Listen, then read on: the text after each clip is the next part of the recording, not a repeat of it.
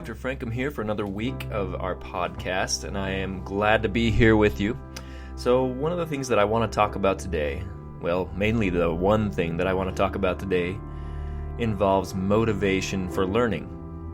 And I think a lot of teachers ask this in their classes: how do I motivate my students to learn? What are some ways that I can motivate them? The reason why I'm talking about motivation on an educational technology podcast is because a lot of times people think that technology is what motivates students. It's the bells and whistles, right? They get to see a cool animation. They get to hear a cool noise, or whatever else the technology offers. So motivation and technology have often been linked as a good learning tool. We've thought that technology should be there because it motivates students to learn. Let's use technology to motivate students.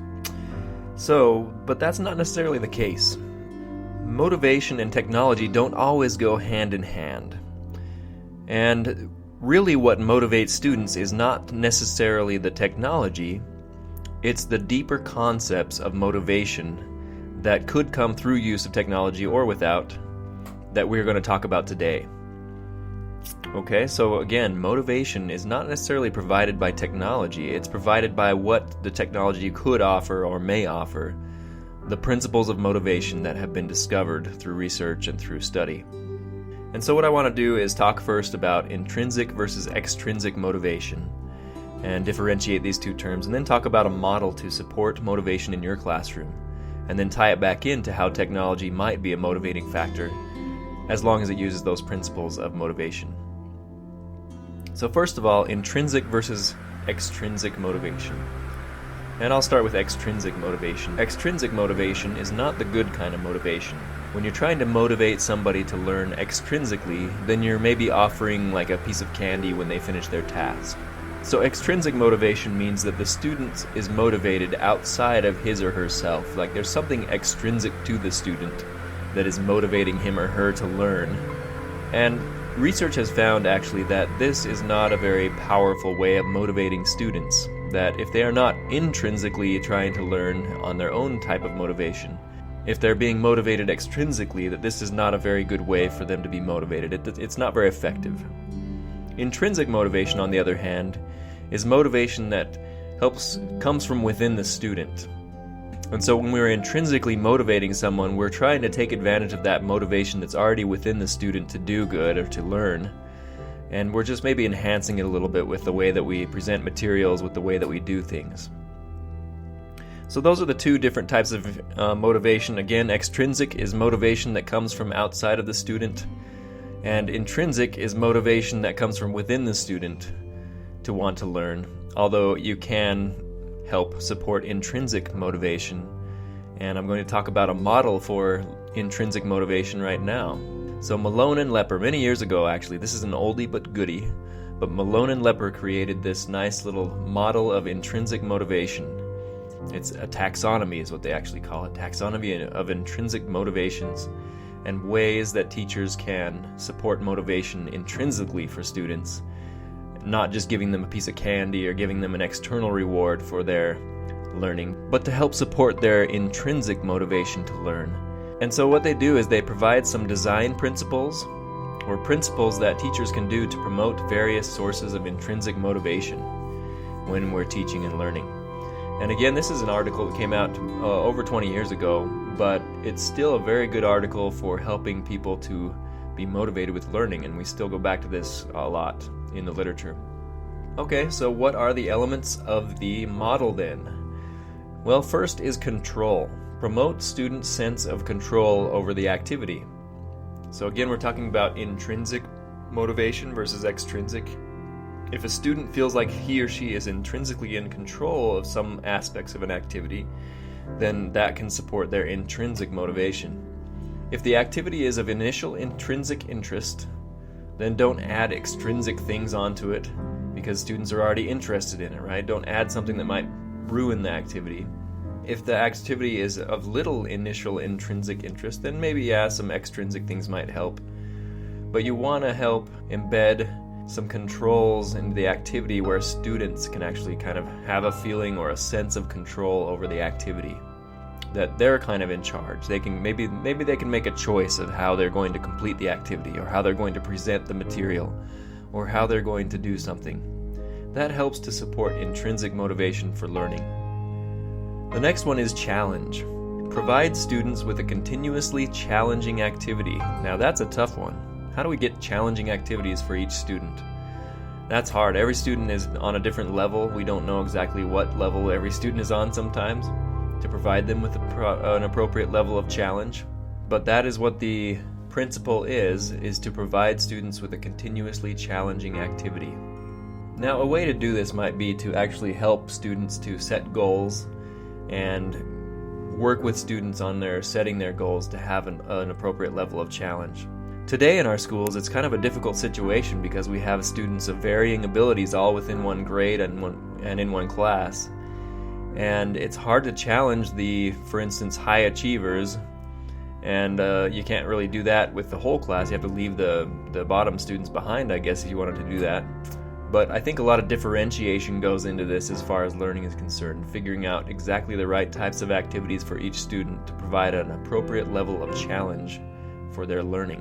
One suggestion that they also give to help provide an appropriate level of challenge is to have multiple goals and then intermediate levels of goals maybe to help students to meet those goals and to move toward challenges. The next principle is curiosity. And the principle says to provoke students' curiosity.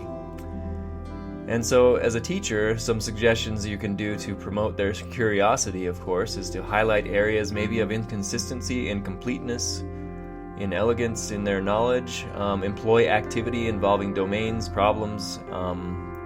Case studies come to mind as we pique students' curiosity, finding case studies that match what they're interested in. Other things that they might be interested in is matching and finding other activities that may match students' interests and curiosities as they learn. I think one good tip with this is to point out things that just don't make sense or that are inconsistent or that don't work out right. And students having to puzzle in their mind or think about what that means. That can promote curiosity.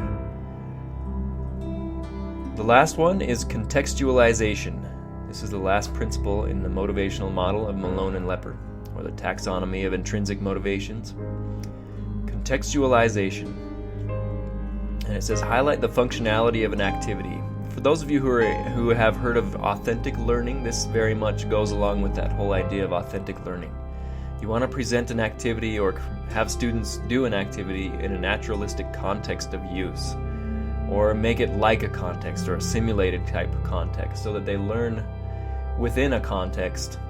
And that really helps to support intrinsic motivations for students as they think about how that content can be used in a situation outside of school.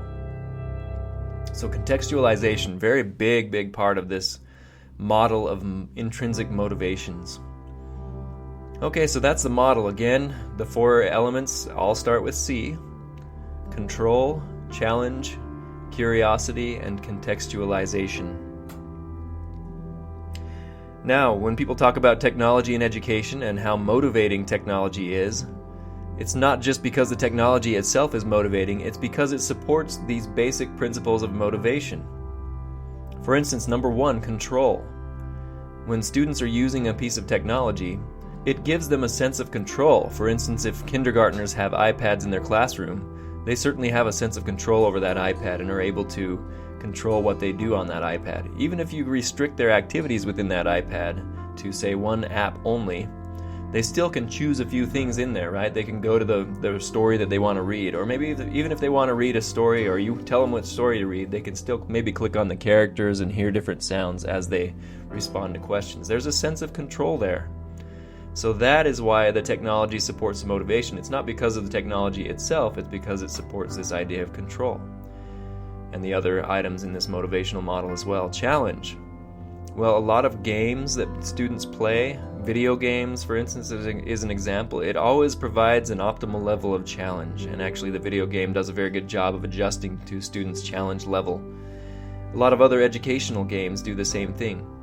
They can adjust to a student's challenge level. And also technology allows you to differentiate a little bit, right? One student can be on an iPad doing one activity, and another student can be doing another one. So they can have appropriate challenge in that way as well.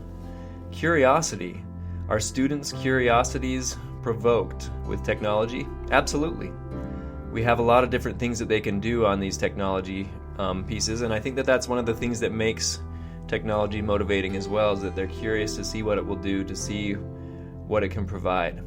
Even if they're inside an educational app or on a website where they're learning, it still can provoke their curiosity. And then contextualization. A lot of technologies provide a naturalistic context of use. They talk about the authenticity of what is being learned. And in fact, because of the latest technologies that we do have, we are able to put more of a context onto what we are learning in class a lot of times. We are able to connect to, for instance, other classrooms or communicate with other people who may be a part of our authentic learning experience. We can go on to Google Earth, for instance, and view an actual marketplace in the Philippines if we're learning about that country, or in a different state, or whatever we're learning about. We can often use technology to put a context on whatever the learning is. So technology really isn't motivating in and of itself. Technology will only be as motivating as it follows these concepts of control, challenge, curiosity, and contextualization. So the reason why we think that there is a connection between technology and motivation really isn't because of the technology itself. It's because of these elements that the technology offers. And again, those elements of intrinsic motivation are control, challenge, curiosity, and contextualization. Well, it's been another week here. Thank you for listening, and have a great week.